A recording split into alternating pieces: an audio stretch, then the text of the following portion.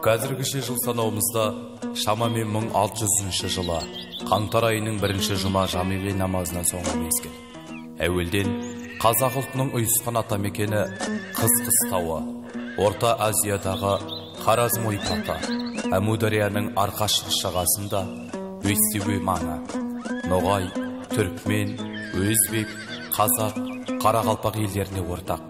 Атына заты сай, екі дүниелік абыройға ие уәли пір, белгілі би, ел жерінің бүтіндігі үшін басында, малында, жанында аямай қорғасқан әруақты Ерғосай Құдайкеұлы, ер адай немересінің 6 ұлы, Байбол, Діней, Әйтей, Бегей, Бәли, Сүйіндіктер қыстауында Бестөбе маңын айнала қонған 6 ауыл.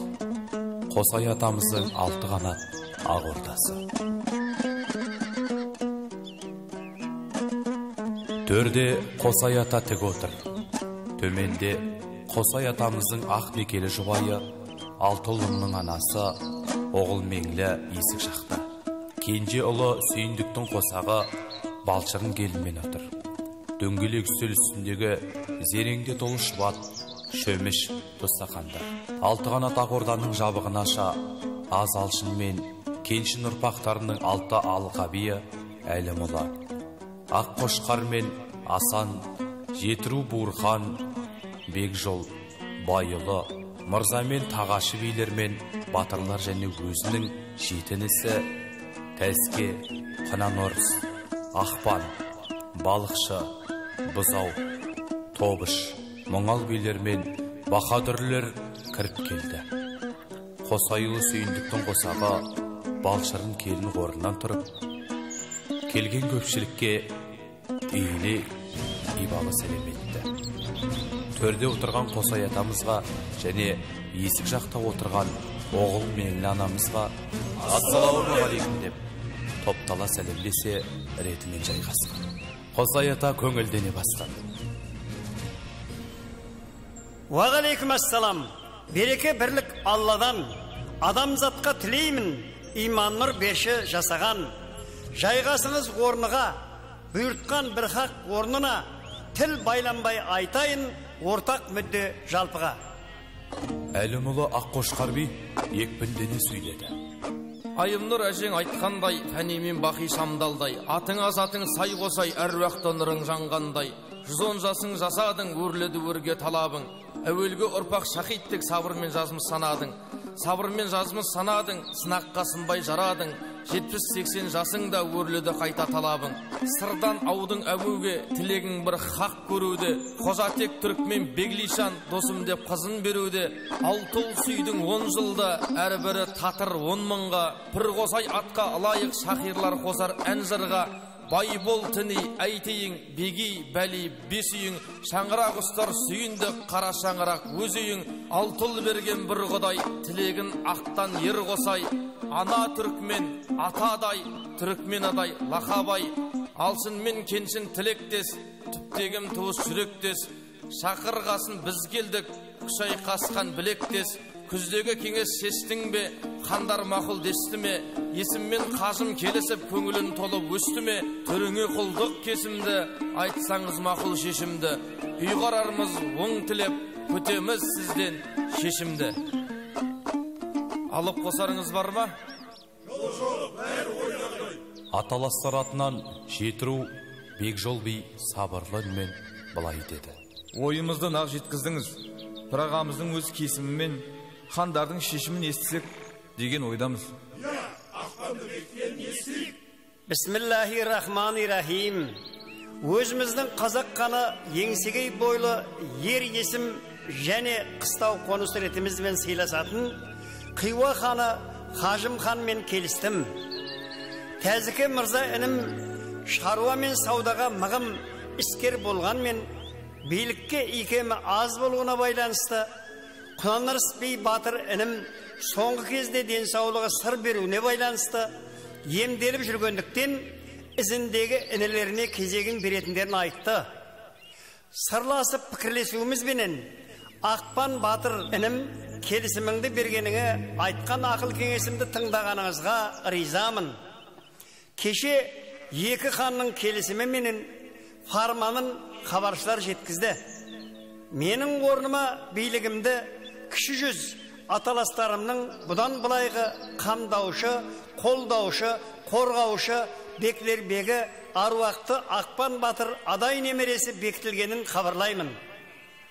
Төрімде отырған 6 ата Әлімұлы, 7 ата Жетіру, 12 ата Байұлы аталастары атынан 6 алқа билерім, батырларым, Ақпан інеме адал ақылшы болатыныңызға сенемін. Ізіме еріп, билігіме көніп, сыйласқан аз алшын кеншін мен ағайындарым аталастарым, екі дүниеде де ризамын. Ауыздарың бір, ұрпақ шақаларың мың болып, қазақ елімізбен бірге өсіп, өркендеп ұрпақ жайғайсыңыз. Аруақты Ақпан би батырым, бір Алланың сынағына ару жарың Айша келіммен бірге төзіп, 13 сәби Шахип ұл мен қызыңнан кейін, бір Құдайдың жарлықауыменен Қыдырата арқылы берілген 14-ші сәбиің Қаракүшік ұлың тұрақтап 9 жаста. Өз қаның, жаның, рухың арқылы берілген табиғи шебер ұсталығыңды Қаракүшігің және одан өскен ұрпақтарың меңгеріп, тұқымды ұсталығы мен қазағыма ортақ қайыры тиер. Ақпаным, ой пікірің болса, осы топқа ортақтас. Сөз кезегі өзіңде. Беклербегі бей Ақпан батыр. Қосаяға, ел мен жерімді қорғасқан ерлігіңді Айымнұр әжем жорығандай, Қосай деген атыңа лайықты екі дүниелік абыройға ие болып, софылықпенен көңіл көзіңіз ашылды. Жәрдем сұрағанға бір Алламның берген кереметі, нұр қуаты уәлилігіменен жәрдемдескен пірлігіңді, араздасқан адамзатты ақиқаттық амалмен ардақ тұтысар асылдыққа бастаған, Алла берген білімменен бітістірген билігіңді бір Алламның разылығы үшін азаматпенен татулықты тірек етіп, иманмен ұйуына арналған өткен өміріңізді білеміз. Заманнан заман ауысып, түп тегіміз ер түріктен туыс жалпы қазағым, қарақалпағым ноғайым, қырғызым өзбегім. Түркмен менен татулық дәуірлі тарихымызды дәйекті дерегіменен есте сақтағандар санасына селкеу түскен ұрпағым менен аталастарымның азғындарына ақиқат өмірімізді бұрмалатпау үшін толған айдай айғақтыққа деректі дәлел осы отырысымыз болары анық. Пір би, ер Қосаяға, жалғыз жаратушы иеміздің өз құпиясы менен 40 жасында дарынды көріппел, әруақты әулиелік, қадірлі қасиетің менен қиналғанға жебеуші, демеуші, бірлігің менен бөгелмес билік шешендігің мен қайтпас қайсар қаһарман қолбасшы көсемділігің менен 110 жасында билігіндегі аз алшын мен кеншін ұрпақтарының және түп тегі туысқан қазақ, қарақалпақ, қырғыз, өзбек, түркмен, ноғайдың сый құрметіне бөлендіңіз. Өзіңізден естіген бұрынғы жыраулардың ізіменен жырлаған Сыпыра, Асан, Қазтуған, Шалкей жыраулардың жырлауыменен жеткен асыл сөзінен ортаңызда бөлсейін. Әуелгі сөзім бисмилля, шабыт бер өзің бір Алла, жыраулардан жеткен жыр, үлгі етем алғанға, алаш болғанда, ала атқа қонғанда, орыс қашты орманға, қызылбас қашты ауғанға, жиылып келген кәпірлер, қашты қапқаз тауларға, Қырым, Қобан, Азауда, Сарытау мен Самарда, Еділ, Жайық, Жемсағыз, Ор оймабыт Қобдада, Ырғыз, Торғай, Есілмен, Ертіс, Келес, Маңғыстау, Ноғайлық пен қазақтық бірігіп түркі ордада, үйсін ойсыл келдіде, ағарысты паналап, арғын қыпшақ келдіде, жанарысты жағалап, мөңкеден алшын кеншінім, бегарысын аталап, алты алаш атанды, кәміл иман аллалап. Жошы болды төріміз, бағымыздай көреміз, бағымыз емей-немене, жанымыз бір кемеде, ұрпақтары қазақ бол, тіл, дін, салт бір өреде. Жалайыр, қаңлы, шанышқұл, керей мен уақ тектесім, тарақты Найман Қоңырат, бірікті баққа кенеле, алаш ұран шақырып, қоздырдық рух кенеле деп, өткеніміздің өнегесін өмірімізге алтын арқау етеміз. Қосаға, өзіңіздің өсиеттеріңізді орындап, Аллаға да, адамзатқа да адал қызмет етеміз. Жаныма малым садаға, арыма жаным садаға. Қанағат сабыр бергей деп, жалынам бір Аллаға. Қазақ атам айтқаны біз үшін бойтұмарымыз болады. Біраға, мен үшін де, көпшілік үшін де ақ батаңызды беруіңізді өтінемін. Қос алақанын тиістіре жая ақ батасын жігерлі бастады. Көпшілікте Ақпанмен бірге Қосайдың ақ бата тілегін бірге қабылдады. Бісміллә, бір хақ оңдағай, хақ досы пір қолдағай, қазағым ақ пейілді тыныштық заман орнағай, еш жамандық болмағай, иман нұр құлға жолдағай, ел жер тілдің салт білім, қазақты бір хақ қамдағай, қазақта қалғай қазынам, қорлатпа бір хақ жалынам, патшаға тауфиқ мейір бер, қорғасаң бағым ашылар. Құт бағың болғай ұлыс күн, әулетпен дәулет жұғыссын, ел жерде болғай тыныштық, бастауы болғай ырыстың. Молшылық болғай жылымыз, татулық болғай сырымыз, бірлікте тірлік ұғыңыз, насихат болғай жырымыз.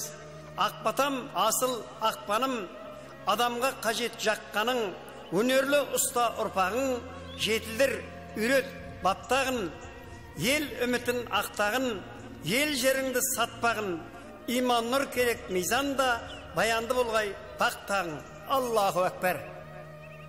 Шамамен 1600 жылы қаңтар айының аяғында ақ жолды пір би Ерқосай атамыз Құдай екеулі қатысуында 110 жасында фәниден бақиғаттанып, аманат жанын Алласына тапсырды.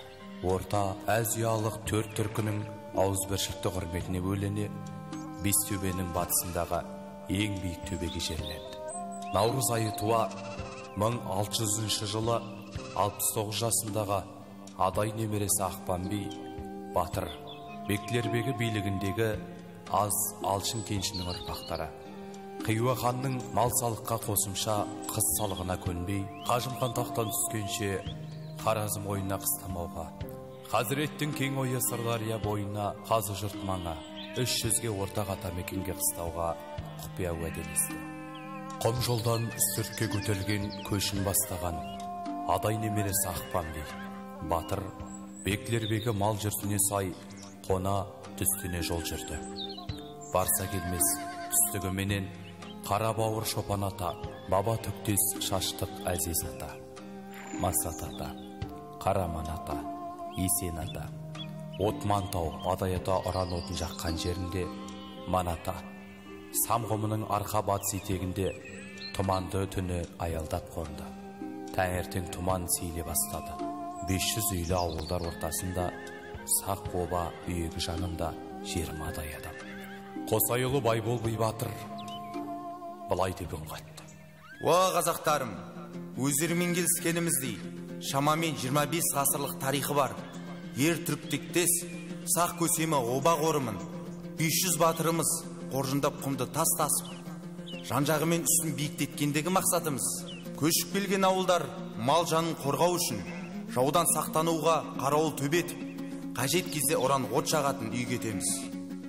Өздеріңізбен келісі ұйғарымды шешіміңізбен бүгіннен бастап сақ обасы Адай немересі Ақпан үйігі аталды. Мақұл ма? Адай немересі Ақпан Бектілербегі би батыр көңілді де жігерлене көпшілікке қарап, Маңғыстау ұрпақтарға атамекен, Алла жар ақ тілеумен талап өтем. Қазағым бірлігіңде берекеміз, ұлтымнан ұйысуды талап етем. Ел жерді құлқын құл боп жалдамаңыз, ел жерің асыраушы атанаңыз. Сатады атанасын имансыздар, ұрпаққа аманаттап сақтанамыз. Ұлтымыз ұйысқанға шаттанамыз, ел жерді қорғасуға баптағанбыз. Сақтайды, сақтанғанды жалғыз Алла, ел жерім тұтастыққа бақ табамыз. Ешқашан ұмытылмас ерлеріміз, ерлікпен сақталады ел жеріміз. Қазағым тілдің салтта мықты болың, болмасын өзге ұлттан кем жеріміз. Арамнан нәпсі жолын тыйғанымен, адамзат өркен дейді иманымен. Уақыт сынақ алаң сүрінбей өт, бұйыртқай жаннат жайды сыйларымен. Ақ тілек қабілетке жалғыз Алла, қазағым болашағың әлі алда. Мизамға иман менен жетке ұрпақ, хаққа дос, пірім қосай, өзің қолда. Аллаху акбар. Елесінде өшпес сейіз қалдырып, қазақтың елін жерін. Еділ қалмағымен шоқынған казактар, қанды қол қарақшылардан қорғап, Маңғыстау, Еділ, Жайық, Сарыөзен, Қараөзен, Сағыз, Қобда, Елек, Жем, Ортобыл, Торғай бойын азат еткен аз алшын кеншін ұрпақтары ауызбіршілікпен азат етіп, жеңіс туын желбірете жеңіске жетті. Ор өзені маңындағы жойқын шешуші соғыста аз алшын кеншін ұрпақтарының Беклербегі Ақпан би, Батыр Адай немересі 1605 жылы күздің соңғы айының басында шахид өтті. Ор бойындағы Жалтөбеге бірінші жерленгендіктен Адай немересі Ақпан қорымы аталып, 7 күннен кейін Адай немересі Қыран Орыс би Батырда шахид болып, шахид ерлермен сол қорымға жерледі.